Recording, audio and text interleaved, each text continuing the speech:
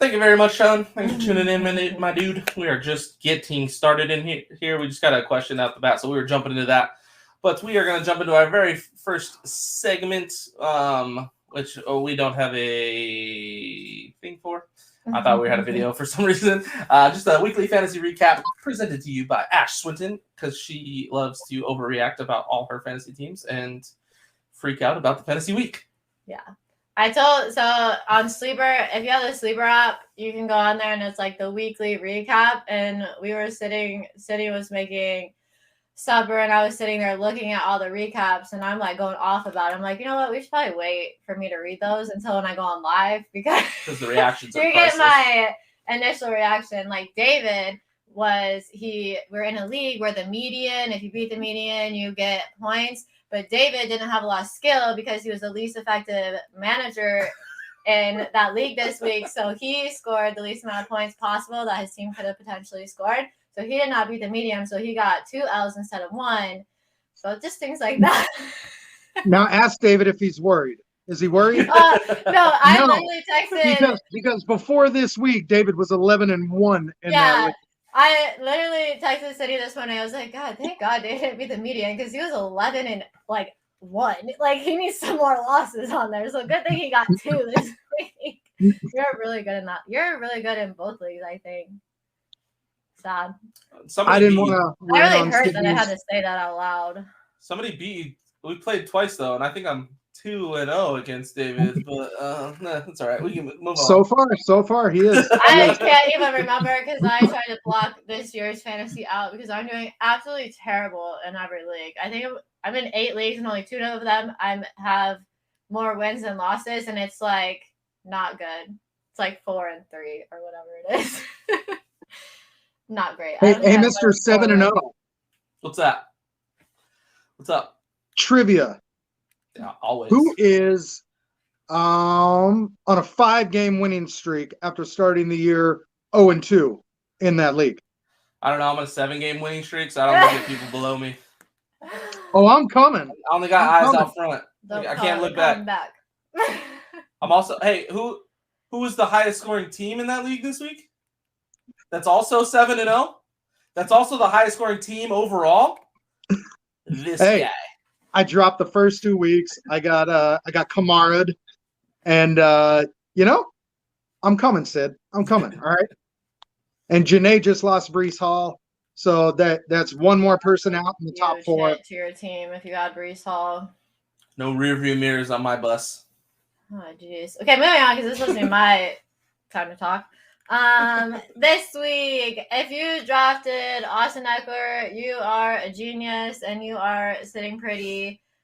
So good. In the Let's Talk Football League. Speaking of Austin Eckler, every time I look at the recap and see who scored points, Austin Eckler is always up there. Like he is just balling this year. Not so much for Herbert, who's done me dirty the last 2 weeks, but it's fine. Let's see. Joe Burrow and Jamar Chase are all the way back. They look so good. And if you had that duo, because my brother stacks those two because he's a Bengals fan, he did absolutely terrible in the league we're in, and now he's been the highest scorer 2 weeks in a row because those two are just back at it again. Who else is doing really good? The Dallas Cowboys defense is freaking amazing. It's the best in the league. I've never seen a better defense in my entire life. It's the greatest thing I've ever seen. Tyler Boyd is frustrating me to no end. He is Tyler Lockett 2.0. I've decided. It is. He will score 0 or he will score 40. You never know. Don't know. You hate to bench him because that's when he's going to score 30 points, but you hate to play him because that's when he's going to score 0, and I'm over it. I mean, you can say boo because it's really depressing probably for you to have to experience that, but it's really exciting for me as a Cowboys fan to get to experience that. Danny Dimes is like a real football player in the NFL, which is, speaking of the NFC, it's really depressing. Who's got him in the Let's Talk Football? Yeah, I know. The best part about this week, though, was that the Eagles, we didn't have to watch them win. We 'Cause they were didn't, on a we bye. didn't get to watch them lose, but we didn't have to watch them win either. That's this week. That's not fantasy related, but it made me really happy. Also, the Ravens running back situation. Did anyone see Lamar out there looking like a running back?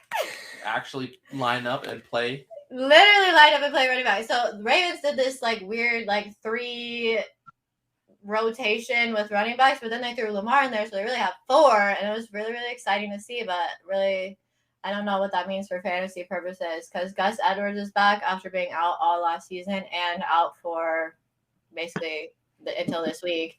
And he had those 2 touchdowns, but they did all 3 of them. Drake, Edwards, and then what's the other one's name? Justice Hill. Yes, like rotated all 3 of them out a lot. Like I was looking at their snap counts and they were pretty even. It's just that Gus Edwards ended up scoring those touchdowns, so he ended up being the one to get more points. But because I know we talked about Kenyon Drake being fantasy relevant last week. I don't know that I would give up on that yet, but Just do it. That's that was just one of the more interesting things that I saw. But yeah, you should be able to move Lamar into the running back position because he lined up as a running back, so that means he's a running back. And the most exciting thing that happened this week is that I traded Najee for ETN, and then Robinson went to the Jets, and now I'm loving that trade even more. Yay. I traded him to your dad, who is a Steelers fan, and I just feel like I won that trade now. I literally saw him today, and he was like, that trade just looks so much better for you once that news came out. It's like you knew that was going to happen, and you immediately accepted that trade and moved on. Ray had some bad luck in the trading department this weekend. I mean, between that one right there and I had a pending trade to him, Dalvin Cook and George Pickens for Breece Hall and Olave. And he didn't accept it? He did not. He didn't accept. He didn't respond. And I withdrew the trade, obviously, but yeah, he definitely could have accepted that quickly had he been in contention. And I would have like immediately pushed it through too, and that would have really stung for you. Yeah, Breece Hall, Mike Williams is going to be out for a few weeks, so that really hurts me on my wide receiver position in a league. There's a lot of injuries, a lot. It's sad. Yeah. Amon-Ra, I'm really worried about because, like we were talking about, just with the Lions in general, kind of being not relevant.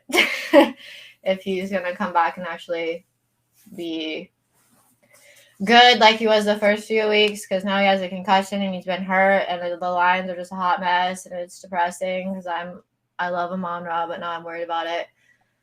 Who else got hurt? The Giants tight end has to have surgery on his eye socket because he got something in the eye and he was like bleeding. That was insanity. Yeah. He's done for the season. The Packers wide receivers, like all of them are hurt, banged up, and then Aaron Rodgers just stinks. There's probably a lot of fun waiver wire pickups this week because there's a lot of injuries.